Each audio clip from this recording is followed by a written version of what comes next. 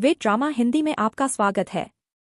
यह कहानी का पहला भाग है जो ली और किम तहयुंग के इर्द गिर्द केंद्रित है, दो ऐसे व्यक्ति जो एक तयशुदा शादी की जटिलताओं से जूझ रहे हैं।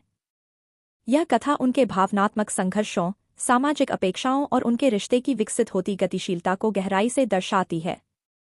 कृपया इस कहानी को और लोगों तक पहुंचाने के लिए सब्सक्राइब करें, लाइक करें, शेयर करें और अपने थॉट्स कमेंट में ज़रूर बताएं ताकि हम आपके लिए और बेहतर कंटेंट ला सकें। 2 महीने पहले का फ्लैशबैक। एक लड़की, जिसका नाम लीली था, अपने बेडरूम में अकेली बैठी थी। उसके हाथ में एक तस्वीर थी जो उसका साथ दे रही थी। यह तस्वीर किसी ऐसे व्यक्ति की थी जिसे वह अभी तक नहीं जानती थी, लेकिन जिसे उसे एक दिन जरूर जानना था। ली, क्या यह किम तहयुंग है? वह उसकी खूबसूरत विशेषताओं को ध्यान से देख रही थी। यह तस्वीर उसके होने वाले पति की थी, जिससे उसके माता पिता ने उसकी शादी तय की थी। उसे जबरदस्ती नहीं की जा रही थी, लेकिन वह यह भी नहीं चाहती थी। उसने एक आह भरी और तस्वीर को अपने बिस्तर पर एक तरफ रख दिया। ली, मुझे तो यह भी नहीं पता कि वह कैसे हैं, लेकिन एक बात तो पक्की है, वह अपने जीवन में बहुत गंभीर लगते हैं। उसने अपने आप से कहा और बिस्तर के सिरहाने पर टेक लगाकर बैठ गई। ली, मुझे क्या करना चाहिए? क्या मुझे कल उनसे मिलना चाहिए या नहीं? हाँ, उसके माता पिता ने उसे कल तहयुंग से मिलने के लिए कहा था और जाहिर तौर पर वह इसके लिए तैयार था। वह बहुत डर रही थी कि शायद वह उसे पर्याप्त अच्छा न समझे। वह पहले से ही इसकी परवाह कर रही थी क्योंकि वह पहले से ही उसके प्रति कुछ महसूस कर रही थी। पहली नज़र में एक अचानक आकर्षण। फिर उसने हिम्मत जुटाई और उससे मिलने जाने का फैसला किया। उसे यह करना ही था, वरना इसका असर उसके पूरे भविष्य पर पड़ सकता था। उसे उसका पहला प्रभाव लेना जरूरी था ताकि भविष्य में वह उसे आसानी से जान सके। इसी बीच किम तहयुंग, जो पूरे कोरिया में एक प्रसिद्ध व्यवसायी के रूप में जाना जाता था, अपनी लाइब्रेरी में लैपटॉप पर काम कर रहा था। अचानक उसे दरवाजे पर दस्तक सुनाई दी और उसने हमेशा की तरह ठंडे लहजे में कहा, तहयुंग, अंदर आओ। दरवाजा खुला और तहयुंग के पिता सामने आए। उन्होंने अपने बेटे को देखा और एक आह भरी, फिर उसके पास जाकर उसके सामने बैठ गए। सियोजुन, तहयुंग, मेरे बेटे। तहयुंग ने कोई जवाब नहीं दिया और अपना काम जारी रखा। सियोजुन, तुम्हें पता है न कि कल तुम्हें मिस्टर ली की बेटी से मिलना है? तहयुंग, हाँ, पता है। सियोजुन मुस्कुराए। सियोजुन, अच्छा, मुझे उम्मीद है कि तुम उसके साथ अच्छा व्यवहार करोगे। कुछ देर खामोशी रही, जिसे सियोजुन ने फिर तोड़ा। सियोजुन, क्या तुम मेरी बात सुन रहे हो? तहयुंग ने आखिरकार टाइपिंग रोक दी और अपने पिता की ओर देखा। तहयुंग, हाँ, सुन रहा हूँ। सियोजुन, ठीक है, तो मैंने कहा कि उसके साथ अच्छा व्यवहार करना। तहयुंग, आपको अच्छे से पता है कि मैं इस शादी के खिलाफ था। उसने खाली नजरों से अपने पिता को देखते हुए कहा। सियोजुन, बेटा, मुझे ऐसा करना पड़ा। तुम मेरे इकलौते बेटे हो और मुझे तुम्हारी शादी तुम्हारी सही उम्र में किसी अच्छी लड़की से करानी थी। तहयुंग, आपने मेरे बारे में कभी नहीं सोचा। सियोजुन उसके करीब आए। सियोजुन, तहयुंग, मैंने तुम्हारे मामले में कभी स्वार्थी नहीं रहा। मैं तुम्हारी चिंता करता था, इसलिए मैंने तुम्हारे लिए एक दयालु और शुद्ध दिल वाली लड़की चुनी। तहयुंग, अगर आप स्वार्थी नहीं थे तो फिर आपने मुझे अकेला क्यों छोड़ दिया जबकि मैंने आपसे मेरे साथ रहने की गुहार लगाई थी? उसके पिता ने नजरें झुकाईं और दुखी होकर आह भरी। तहयुंग ने उसे खाली नजरों से देखा और जब जवाब नहीं मिला तो उसने अपनी फाइल की ओर देखा और काम जारी रखा। सियोजुन ने तहयुंग को आखिरी बार देखा और फिर उठकर कमरे से चले गए। तहयुंग का यह एकमात्र सवाल हमेशा सियोजुन को अंदर ही अंदर पछतावे में डुबो देता था, लेकिन वह जानते थे कि उनका बेटा सही था।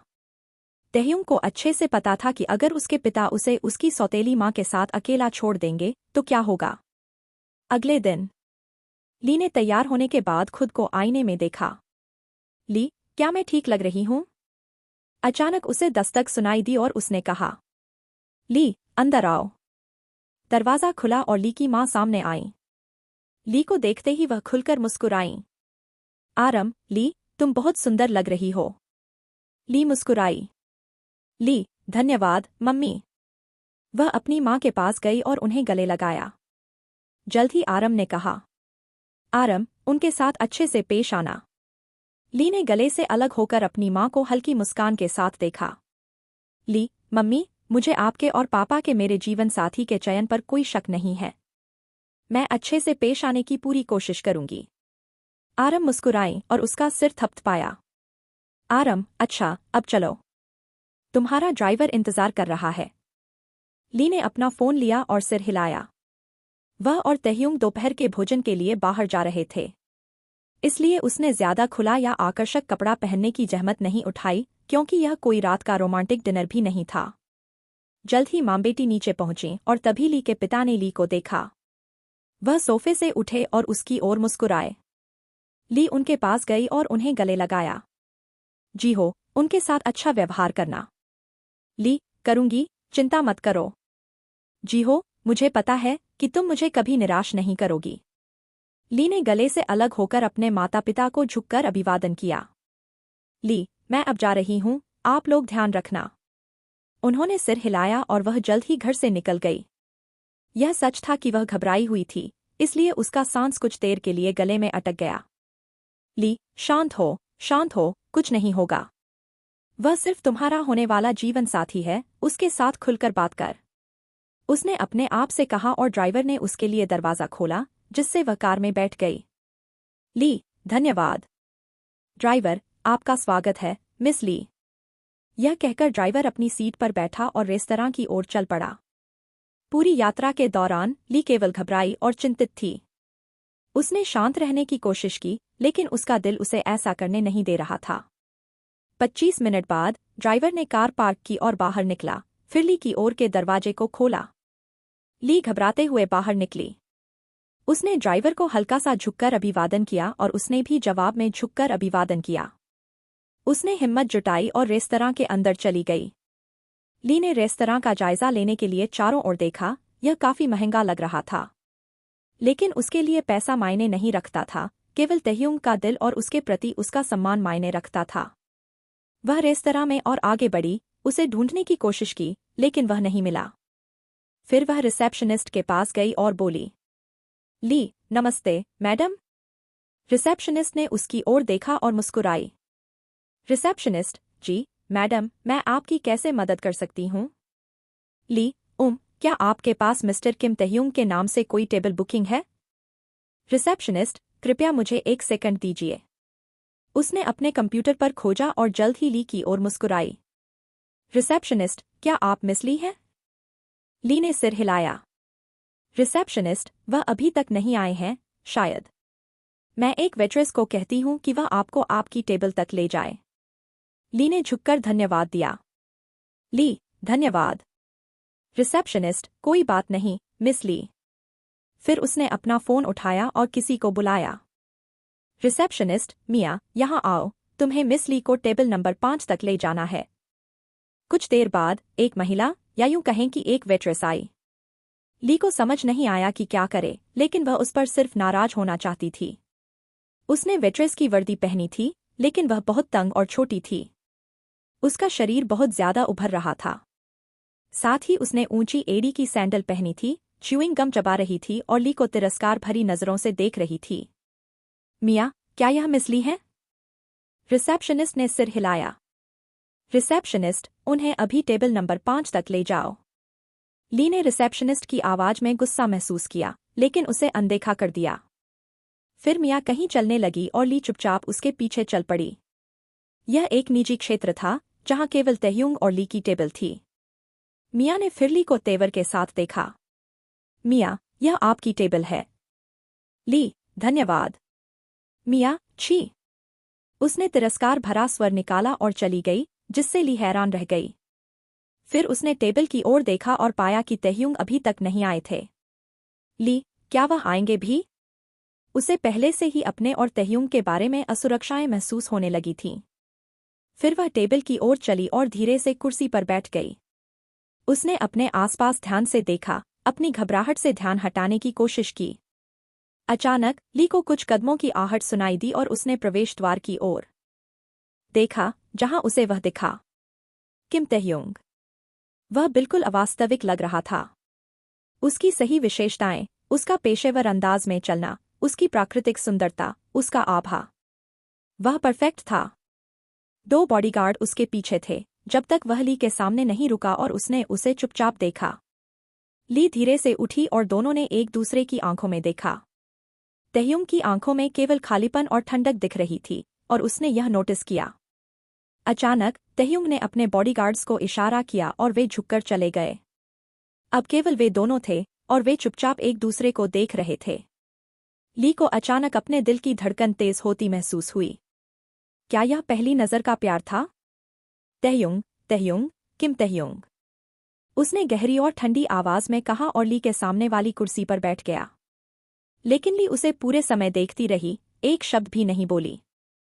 तहयुंग ने उसे देखा और उसके व्यवहार पर एक भौं उठाई। उसने गला साफ किया और ली जल्दी से अपनी सोच से बाहर आई। उसने मन ही मन खुद को कोसा। ली, ओह नहीं, तुम्हारा पहला प्रभाव खराब हो गया। ली, लली ली, यह कहकर वह भी बैठ गई और अपनी ड्रेस के साथ खेलने लगी। कुछ देर तक पूरी खामोशी रही, जिसे तहयुंग ने तोड़ा। उसकी ठंडी आवाज से ली अंदर ही अंदर डर गई। तहयुंग, मैं स्पष्ट कहूंगा, मुझे यह शादी का झंझट पसंद नहीं है। उसे लगा जैसे उसके अंदर कुछ टूट गया, लेकिन उसे समझ नहीं आया कि क्या। तहयुंग, तो अगर हमारी शादी हो भी गई तो तुम मेरे लिए हमेशा एक अनजान व्यक्ति रहोगी। ली ने आखिरकार उसकी ओर देखा और घबराते हुए बोली। ली, तो फिर आप मुझसे शादी क्यों कर रहे हैं? उसने उसकी आंखों में देखा और कड़क आवाज में बोला। तहयुंग, यह मेरे पिता का आदेश है।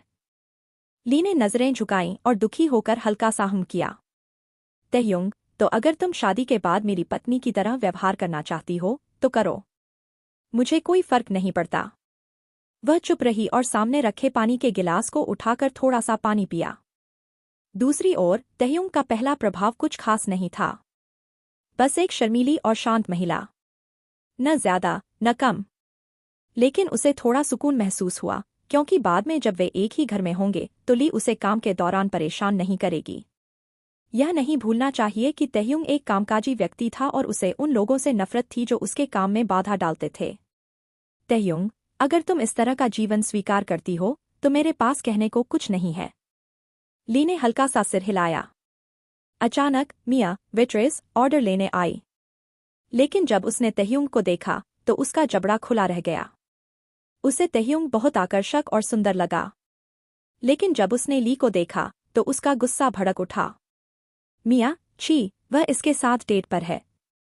कितना बदनसीब लड़का। फिर मिया ने जानबूझकर अपनी टॉप को नीचे खींचा ताकि उसका शरीर और उभर कर दिखे, और अपनी स्कर्ट को ऊपर खींचा ताकि उसका शरीर और नजर आए। यह करके वह उनके पास गई और तहयुंग और ली ने उसकी ओर देखा। उसने तहयुंग को छेड़छाड़ भरी नजरों से देखा, लेकिन तहयुंग का चेहरा खाली रहा। मिया, नमस्ते सर, आप क्या ऑर्डर करना चाहेंगे? उसने अपने होंठ काटते हुए पूछा। ली ने अपनी आंखें बंद की और घृणा और असहजता महसूस करते हुए दूसरी ओर देखा। तहयुंग ने फिर अपने हाथों से ली की ओर इशारा किया। तहयुंग, तुम्हें पहले उससे पूछना चाहिए, मुझसे नहीं। मिया ने नकली मुस्कान दी और ली की ओर देखा। मिया, आप क्या ऑर्डर करना चाहेंगी? उसने हल्के गुस्से के साथ पूछा। ली ने तहयुंग की ओर देखा, फिर उसकी ओर। अचानक ली को खांसी महसूस हुई। वह खांसने लगी और मिया उसके पास आई और उसे पानी का गिलास देने लगी। लेकिन उसका इरादा कुछ और था। उसने ली पर पानी उड़ेलने की कोशिश की, लेकिन तहयुंग ने ऐसा नहीं होने दिया।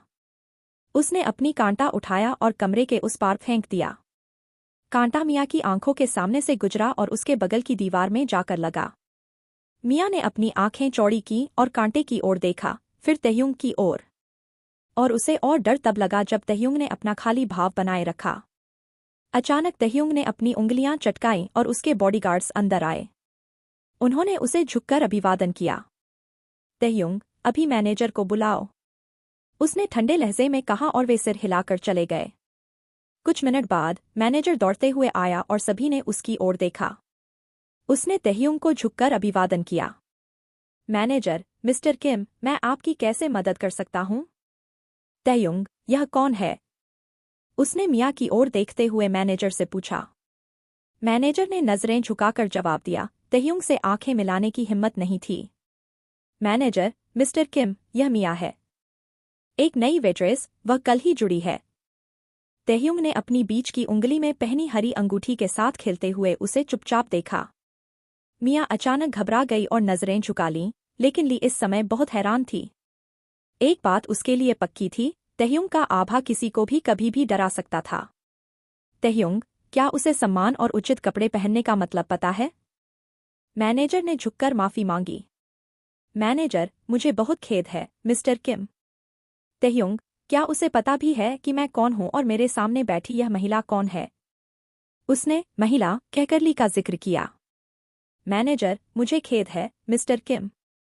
वह नई है, इसलिए उसे नहीं पता था कि आप इस रेस्तरां के मालिक हैं और मिस ली आपकी होने वाली पत्नी हैं। यह सुनकर मियाँ और ली दोनों की आंखें चौड़ी हो गईं। ली को यह जानकर झटका लगा कि यह तहयुंग का रेस्तरां था। और मियाँ को भी, क्योंकि उसने अपने कार्यस्थल के मालिक के साथ छेड़छाड़ करने की कोशिश की थी। तहयुंग, मिस्टर कांग, यह सुनिश्चित करें कि अगली बार वह यहाँ कदम भी न रखे। और यह भी सुनिश्चित करें कि उसे औपचारिक स्थान पर उचित कपड़े पहनने का सबक मिले। मैनेजर ने फिर से झुककर माफी मांगी। मैनेजर जी, मिस्टर किम, मैं फिर से माफी मांगता हूँ। तहयुंग ने हम किया। तहयुंग, ठीक है। अब हमारे लिए 5 सबसे अच्छे व्यंजन लाओ। मैनेजर ने सिर हिलाया और मियाँ और बॉडीगार्ड्स के साथ चला गया। ली ने उसे चुपचाप देखा और प्रभावित भी हुई। ली, इस आदमी में कुछ खास है। वह बिना अपनी जगह से हिले और बिना अपनी आवाज उठाए पूरी दुनिया पर राज करना जानता है। बस, वह उसे बिना जाने ही उससे प्यार कर बैठी। फ्लैशबैक समाप्त। अब ली अपने लिविंग रूम में बैठी थी। तहयुंग से शादी हुए 2 महीने हो चुके थे और वह अपने पिता और तहयुंग के पिता द्वारा उनकी शादी की रात को दिए गए घर में बैठी थी। वह अपने जीवन के बारे में सोच रही थी। वह सोच रही थी कि उसकी शादी सबसे बड़ी किस्मत थी या सबसे बड़ी गलती। किस्मत, क्योंकि उसने उससे शादी की जिसे वह सचमुच प्यार करती थी। या गलती, क्योंकि उसने उसे एक बार भी खुलकर नहीं देखा। लेकिन फिर भी उसके दिल में कहीं न कहीं यह उम्मीद थी कि वह एक दिन बदल जाएगा। अब रात के 10 बज चुके थे और ली ने उनके लिए रात का खाना तैयार कर लिया था। हर दिन वह देर से आता था और हमेशा ढेर सारे काम की वजह से रात का खाना छोड़ देता था। लेकिन इस बार ली ने ठान लिया था कि वह उसे खाना खिलाएगी। अचानक, जब वह अपनी गहरी सोच में डूबी थी, उसका फोन बजा। उसने फोन उठाया और कॉलर आईडी देखी। यह तहयुंग के पिता थे। उसने हल्की सी मुस्कान के साथ कॉल उठाया और बोली, ली, नमस्ते, अबोई। सियोजुन, ली, मेरी बेटी। तुम कैसी हो? ली, मैं ठीक हूँ, आप और आपकी सेहत कैसी है? याद है जब आपने अपनी दवाइयाँ छोड़ दी थीं और आप बेहोश हो गए थे? सियोजुन, हंसे मेरी बेटी, मैंने ऐसा क्या किया कि मुझे तुम जैसी देखभाल करने वाली बेटी मिली? बेशक, मैंने अपनी दवाइयाँ ली हैं। चिंता मत करो। ली, यह अच्छा है, मैं कुछ दिन आपके घर आकर रहूंगी ताकि आपकी देखभाल कर सकूं। सियोजुन, बेटी, तुमने मेरी बात दोहरा दी। मैं भी तुम्हें और तहयुंग को बताना चाहता था कि कल मेरे घर दोपहर के भोजन के लिए आओ। तुम्हारे माता पिता भी होंगे और हमें कुछ जरूरी बात करनी है। ली, भौहें सिकोड़ी, ठीक है, अबोई, मैं तहयुंग को इसके बारे में बता दूंगी। लेकिन, क्या सब ठीक है? सियोजुन, हाँ, सब ठीक है। बस एक जरूरी बात। ली, ठीक है, अबोई, हम आएंगे। सियोजुन, अच्छा, तो मैं अब तुम्हें छोड़ता हूँ। और ठीक 1 बजे आना। ली, ठीक है, अलविदा, ध्यान रखें। सियोजुन, अलविदा, प्रिय। यह कहकर कॉल कट गई और ली हैरानी में भौहें सिकोड़ कर बैठी रही। ली, मुझे उम्मीद है कि सब ठीक है। अचानक वह हल्का सा चौंकी जब तहयुंग ने पूरी ताकत से दरवाजा खोला। उसने एक सांस छोड़ी और उठकर उसके पास चली गई। उसने उसका ब्रीफकेस और कोट लिया, जबकि वह चुपचाप अपने जूते उतार रहा था। ली, रात का खाना। तहयुंग, खाना नहीं चाहिए। वह जाने वाला था, लेकिन ली ने फिर से कहा। ली, कम से कम एक बार, यह बर्बाद हो जाएगा। वह रुका, लेकिन मुड़ा नहीं। तहयुंग, जो करना है करो। यह कहकर वह ऊपर चला गया और उसने आह भरी।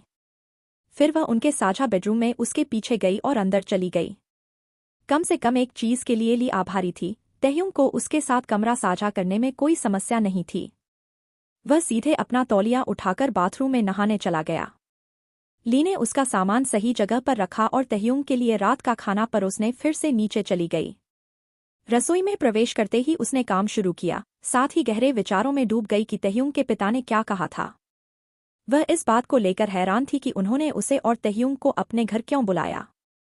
वह बस यही उम्मीद कर रही थी कि सब ठीक हो। अचानक तहयुंग नीचे आया और रसोई में प्रवेश करके काउंटर पर बैठ गया। ली ने उसे देखा और मुस्कुराई, फिर उसकी थाली उसके सामने रख दी। उसने अपनी चॉपस्टिक्स उठाई और चुपचाप खाना शुरू कर दिया। वह उसके सामने बैठी और खाना शुरू किया, यह देखकर राहत महसूस कर रही थी कि वह कम से कम खा तो रहा था। ली ने अचानक अपना गला साफ किया। ली, तहयुंग? उसने कोई जवाब नहीं दिया और खाना जारी रखा। इससे उसका दिल टूटा, लेकिन उसने हमेशा की तरह इसे नहीं दिखाया। ली, अबोई ने मुझे फोन किया था। यह सुनकर उसने अपने हाथ रोक दिए और ध्यान से उसकी बात सुनने लगा, हालांकि उसकी नज़र अभी भी अपनी थाली पर थी। ली, उन्होंने हमें दोपहर के भोजन के लिए आने को कहा और यह भी कि वह और मेरे माता पिता हमसे कुछ जरूरी बात करना चाहते हैं। तहयुंग ने मन ही मना भरी, यह सोचकर कि उसे अपने पिता के घर जाने के लिए अपना काम छोड़ना पड़ेगा। फिर उसने ठंडे लहजे में उसकी ओर देखा। तहयुंग, क्या तुमने उन्हें नहीं बताया कि मेरे पास काम की कमी नहीं है? ली ने थोड़ा पानी पीकर जवाब दिया। ली, तहयुंग, कल रविवार है। तुम्हारा कोई काम नहीं है। तहयुंग, क्या तुम्हें नहीं पता कि मैं रविवार को भी अपनी लाइब्रेरी में काम करता हूँ? उसने अपनी आवाज़ ऊंची की और ली डर से अपनी आंखें बंद कर लीं।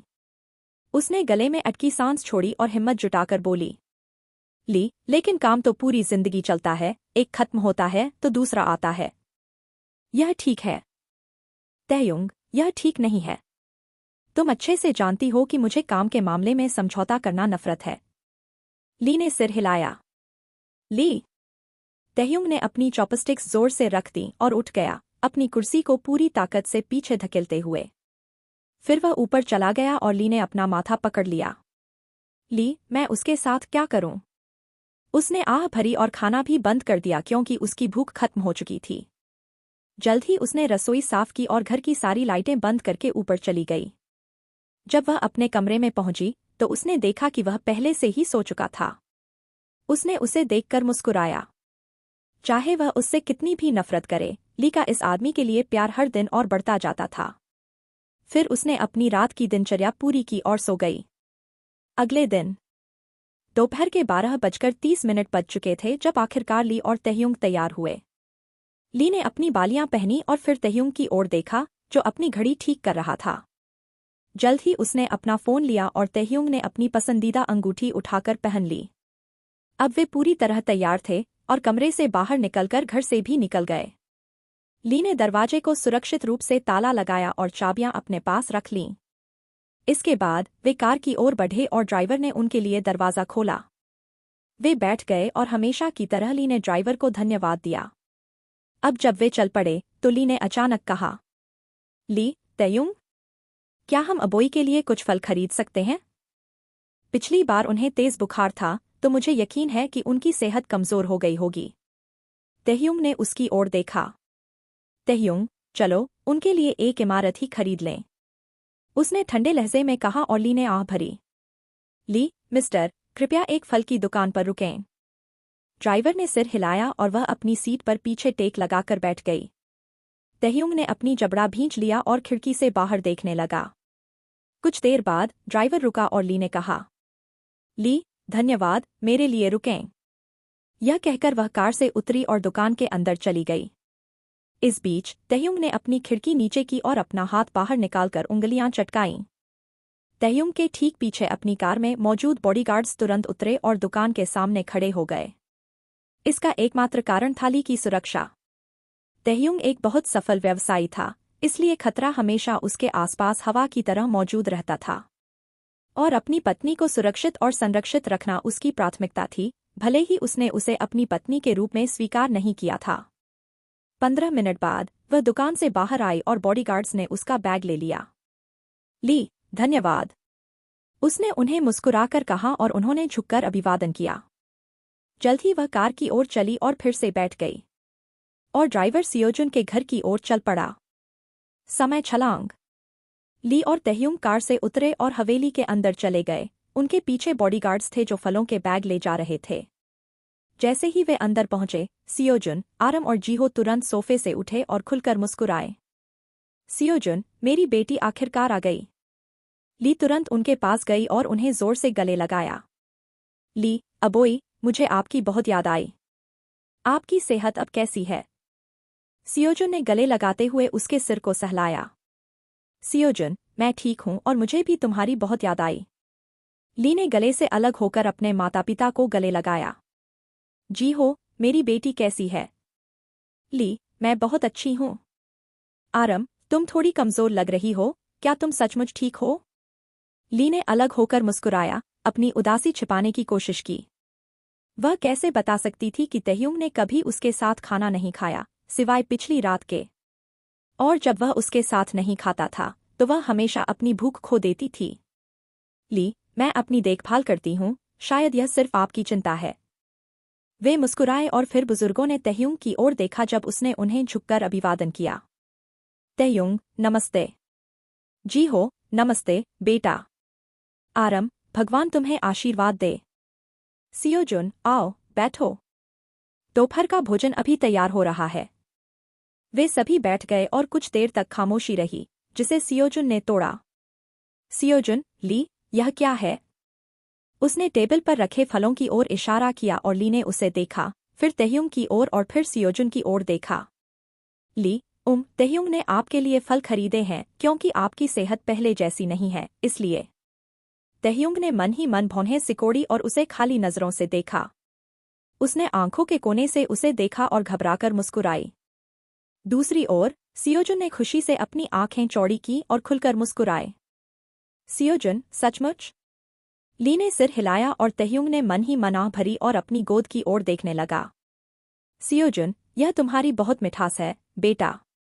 तहयुंग ने सिर्फ हम करके जवाब दिया और ली मुस्कुराई। वह बस तहयुंग और उसके पिता के बीच एक खुला रिश्ता बनाना चाहती थी। समय छलांग। उन्होंने दोपहर का भोजन खत्म किया और वापस लिविंग रूम में आ गए। अब वह क्षण था जब बुजुर्ग उनसे बात करने वाले थे। अचानक ली ने पूछा। ली, अबोई, अब जब हम फ्री हैं, क्या मैं पूछ सकती हूँ कि आप क्या बात करना चाहते थे? वह घबराते हुए मुस्कुराए और अपनी हथेलियां रगड़ने लगे। जी हो, बात बस इतनी है कि हम इस बारे में काफी समय से बात करना चाहते थे, लेकिन तब तुम्हारी शादी अभी नई थी। ली ने हैरानी में भौंहें सिकोड़ी और तहयुंग बस वहां चुपचाप बैठा रहा, न तो ऊपर देखा और न ही इस मामले के बारे में कुछ पूछा। आरम, ली और तहयुंग, यह किसी तरह का दबाव नहीं है। हम बस यह अपने भविष्य के लिए चाहते हैं। ली ने अपना गला साफ किया। ली, ठीक है, हम सुन रहे हैं, कम से कम हमें बताएं कि मामला क्या है। सियोजुन ने जल्द ही एक सांस छोड़ी और बोले। सियोजुन, ली, हमारी एक इच्छा है। और यह इच्छा है कि तुम दोनों हमें एक पोता पोती दो। यह सुनकर ली की आंखें चौड़ी हो गई और पहली बार तहयुंग को यह सुनकर झटका लगा। दोनों ने उनकी ओर देखा और वह घबराते हुए उनकी ओर देखने लगे। ली, का क्या? जी हो, ली, कृपया घबराओ मत। आरम, हाँ, तुम्हारे पिता सही कह रहे हैं, बस इतना है कि अब समय आ गया है कि हम तुम दोनों को विरासत सौंप दें। सियोजुन, ली और तहयुंग, जब तुम मुझे देखते हो, क्या तुम्हें नहीं लगता कि मेरी सेहत जवाब दे रही है? मैं कम से कम अपने पोते पोती को देखना चाहता हूँ, ताकि मैं शांति से मर सकूं। ली, नहीं, अबोई, आप क्या कह रहे हैं? ऐसा मत सोचो, भगवान का शुक्र है कि आप अब बेहतर हैं। सियोजुन, लेकिन फिर भी हमें नहीं पता कि मौत कब अचानक आ जाए। जीहो ने फिर कहा। जीहो, कृपया, कम से कम हमारी खुशी के लिए हमारी यह इच्छा पूरी करो। ली ने तहयुंग की ओर देखा और देखा कि वह कहीं और देख रहा था, और उसका झटका साफ दिख रहा था। फिर उसने नजरें झुका लीं, यह नहीं जानते हुए कि क्या कहे। दरअसल, वह मां बनना चाहती थी, लेकिन तहयुंग की सहमति भी जरूरी थी। जल्द ही आरम ने कहा। आरम, तहयुंग, क्या तुम कम से कम हमें बता सकते हो कि तुम इसके लिए ठीक हो? तुमने आने के बाद से एक शब्द भी नहीं कहा। वह कुछ देर चुप रहा और फिर उनकी ओर देखा। तहयुंग, हम देखेंगे। यह सुनकर ली ने हैरानी से उसे देखा। ली, क्या वह वाकई इसके लिए ठीक है? बुजुर्ग खुशी से मुस्कुराए। सियोजुन, बहुत बहुत धन्यवाद, हम वाकई बहुत खुश हैं। तहयुंग ने खाली नजरों से दूसरी ओर देखा और मन ही मना भरी। समय छलांग। रात हो चुकी थी जब वे सियोजुन के घर से अपने घर वापस जा रहे थे। उन्होंने उनके साथ रात का खाना भी खाया था। पूरी यात्रा के दौरान किसी ने एक शब्द भी नहीं कहा। ली ने इसलिए नहीं कहा क्योंकि उसे डर था कि तहयुंग उस पर चिल्लाएगा और पता नहीं क्या करेगा। और तहयुंग ने इसलिए नहीं बोला क्योंकि उसके दिमाग में केवल एक ही विचार घूम रहा था। तहयुंग का दृष्टिकोण। क्या इसका मतलब है कि हमें बच्चा पैदा करने के लिए? मैं उस समय बहुत उलझन में था। सबसे पहले, मैं उससे प्यार भी नहीं करता था। दूसरी बात, मैंने शादी के बाद उसे एक बार भी ठीक से नहीं देखा, तो मैं सीधे कैसे इतना करीब हो सकता हूँ? तीसरी बात, क्या वह इसके लिए ठीक थी? और आखिरी बात, क्या वह मां बनने के लिए तैयार थी? मैं यह सब कैसे संभाल सकता था? यह मेरे लिए बहुत ज्यादा था। मैंने मन ही मना भरी और अपनी सीट पर पीछे टेक लगाकर बैठ गया। अचानक मेरे दिमाग में कोई आया। हाँ, जिमिन, वह मेरी मदद जरूर करेगा। मुझे थोड़ा सुकून महसूस हुआ और मैंने सामान्य रूप से सांस ली। घर पर समय छलांग। लेखक का दृष्टिकोण। ली और तहयुंग चुपचाप कार से उतरे और मुख्य दरवाजे की ओर बढ़े। तहयुंग दरवाजे के पास खड़ा रहा, ली के चाबियां निकालने का इंतजार कर रहा था ताकि वह दरवाजा खोल सके। ली ने अपनी पर्स में चाबियां ढूंढी, लेकिन जब उसे चाबियां नहीं मिली तो उसने भौहें सिकोड़ लीं। तहयुंग चुपचाप इंतजार करता रहा, अपने गुस्से को काबू करने की कोशिश कर रहा था। ली ने चिंता और डर में इधर-उधर देखा। फिर उसने तहयुंग की ओर देखा और घबराते हुए बोली, ली, तहयुंग, चाबियां खो हो गई हैं। बस, उसने अपने गुस्से को शांत करने के लिए आंखें बंद की और उसे खाली नजरों से देखा। तहयुंग, ठीक से ढूंढो। ली ने गला घोंटा और फिर से अपनी पर्स टटोली, लेकिन चाबियों का कोई निशान नहीं था। ली, तहयुंग। तहयुंग, मुझे तुम्हारा तहयुंग नहीं चाहिए। मुझे चाबियां चाहिए। उसने चिल्लाकर कहा और ली डर से पीछे हट गई। पहले से ही वह बच्चे की स्थिति को लेकर चिंतित और तनावग्रस्त थी, और तहयुंग ने उसे और डरा दिया। ली, मेरे पास नहीं है, डुप्लीकेट मंगा लो। तहयुंग, हाँ, मैं पूरी जिंदगी यही करता रहूंगा।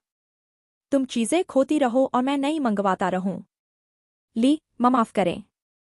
उसने अपने होंठ काटे क्योंकि वह रोने की कगार पर थी। उसकी आंखें चमकने लगीं, इसलिए उसने अपनी आंसुओं को छिपाने के लिए नजरें झुका लीं।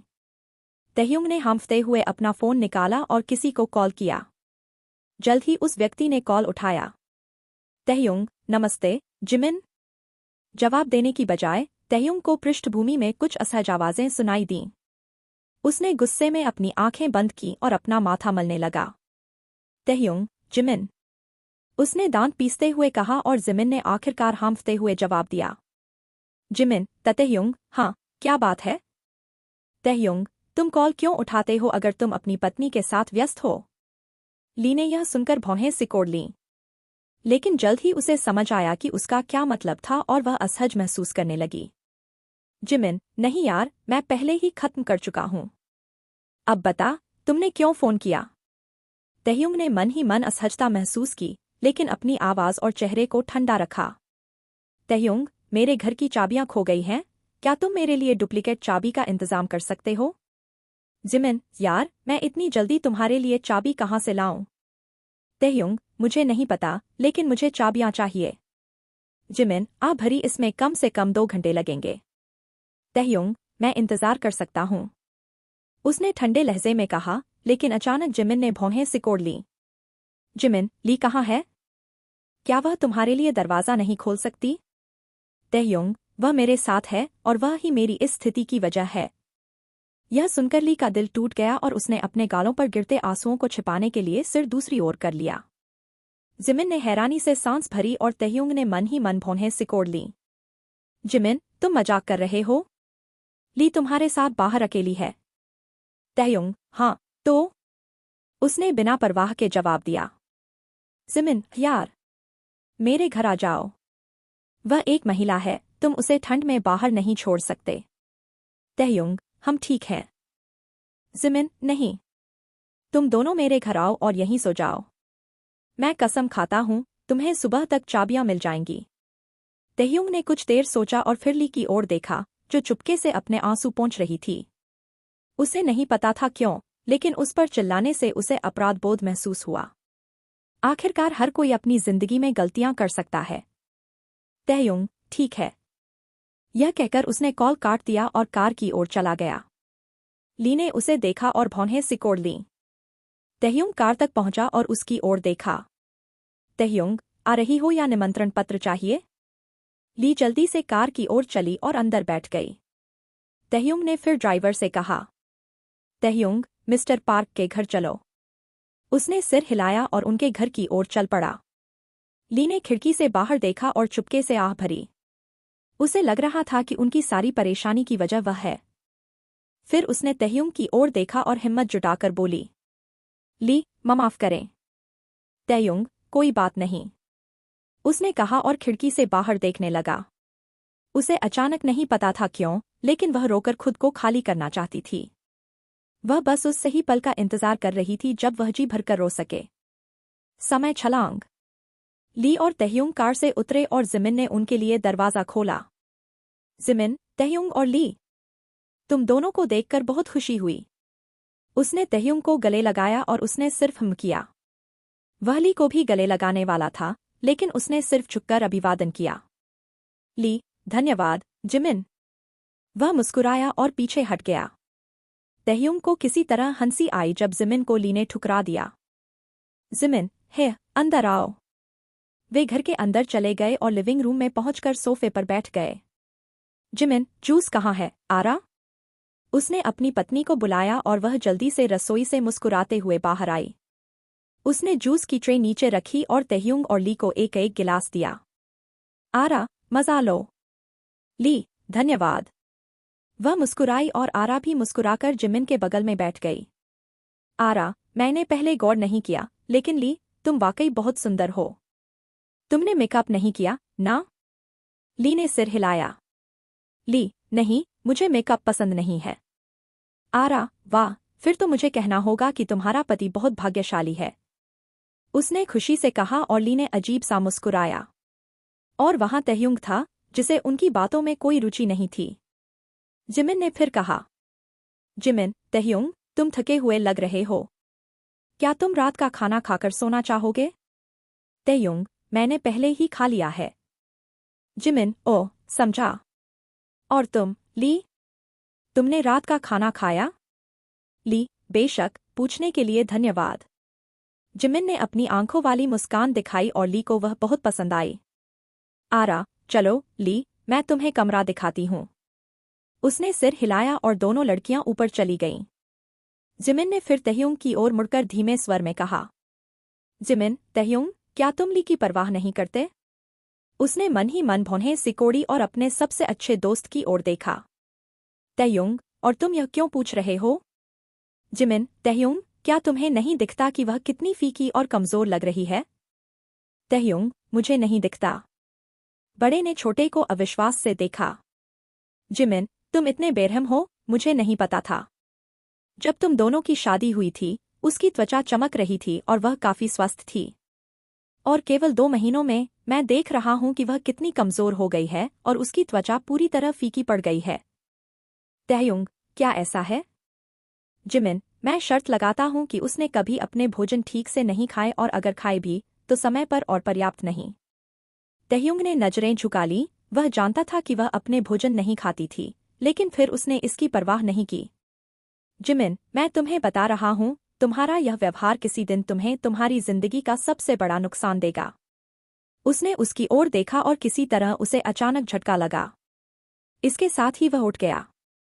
जिमिन, चलो, अपनी महिलाओं के पीछे चलें। तहयुंग उठा और दोनों ऊपर चले गए। इस बीच ली आरा के साथ एक कमरे में पहुंची और उसने उसकी ओर मुड़कर उसके हाथ पकड़े। आरा, तो यह तुम्हारा और तहयुंग का कमरा है आज रात के लिए। ली ने दुखी होकर मुस्कुराया और नजरें झुका लीं। ली, धन्यवाद और माफ करें कि हमने तुम्हारी और जिमिन की रात खराब की। आरा ने सिर हिलाया। आरा, कभी नहीं, लेकिन बताओ, तुम दोनों यहाँ क्यों हो? ली ने अपने गले में अटके गांठ को निगला। ली, मैंने अपने घर की चाबियां खो दी। यह कहते ही उसकी आंखों से एक आंसू छलक पड़ा। चाबियां खोने की बात ने उसे नहीं रुलाया, बल्कि तहयुंग के उस पर चिल्लाने ने रुलाया। आरा ने उसकी उदासी देखी और समझ गई कि वह लंबे समय से दर्द में थी। और यह लंबा समय 2 महीने पहले से था, जब उसकी शादी हुई थी। आरा ने जल्द ही उसे गले लगाया और ली ने उसे जोर से गले लगाया। वह हल्के से सिसकने लगी क्योंकि यह उससे ज्यादा मजबूत था और आरा ने उसके बालों को सहलाना शुरू किया। आरा, मैं जानती हूं कि तुम मजबूत हो, तुम यह कर सकती हो। चिंता मत करो, बर्फ भी एक दिन पिघल जाती है, तो तहयुंग कोई बड़ी बात नहीं है। ली, मेरे रोने के लिए तुमने अपना कंधा दिया, इसके लिए धन्यवाद, वरना मुझे लगता था कि मैं पूरी तरह अकेली हूं। आरा को बहुत बुरा लगा और उसकी आंखों से भी एक आंसू छलक पड़ा। वह ऐसी स्थिति में बहुत नाजुक हो जाती थी जब ली जैसा व्यक्ति रोता था। इस बीच जिमिन और तहयुंग दरवाजे पर खड़े थे और दोनों को चुपचाप देख रहे थे। तहयुंग को नहीं पता था क्यों, लेकिन उसे अपने दिल में दर्द महसूस हुआ। तहयुंग, क्या मैंने उसे इतना दुख पहुंचाया? जिमिन ने तहयुंग की ओर देखा और पहली बार उसकी आंखों में थोड़ी चिंता देखी। आरा ने जल्द ही ली से अलग होकर अपने आंसू पोंछे। आरा, क्या तुम ठीक हो? ली मुस्कुराई। ली, बेशक, मैं ठीक हूं, बस मेरा दिमाग बहुत सारी सोच से भरा हुआ है। आरा उसके करीब आई। आरा, क्या यह तुम्हारा दिमाग है जो बहुत सारी सोच से भरा है या तुम्हारा दिल टूटा हुआ है? ली ने दूसरी ओर देखा और फिर से आंसू गिरने लगे। ली का कुछ नहीं, बस। आरा, तुम बहुत बुरी झूठी हो। ली ने उसकी ओर देखा और अपने आंसुओं को गिरने दिया। अचानक वह फट पड़ना चाहती थी क्योंकि अब यह उसके नियंत्रण में नहीं था, इसलिए उसने कहा, ली, मैं अभी आती हूं। यह कहकर वह जल्दी से दरवाजे की ओर चली, लेकिन अचानक उसकी आंखें चौड़ी हो गईं जब उसने तहयुंग और जिमिन को वहां खड़े देखा। तो ठीक है दोस्तों, आज के लिए बस इतना ही। अगर आपको यह कहानी का यह भाग पसंद आया तो वीडियो को लाइक करें, अपने दोस्तों के साथ शेयर करें और चैनल को सब्सक्राइब करना न भूलें। नीचे कमेंट में अपनी राय जरूर बताएं कि आपको यह हिस्सा कैसा लगा। आपका हर लाइक, शेयर, कमेंट और सब्सक्राइब हमें और बेहतर कंटेंट लाने के लिए मोटिवेट करता है। मिलते हैं अगले हिस्से में। धन्यवाद।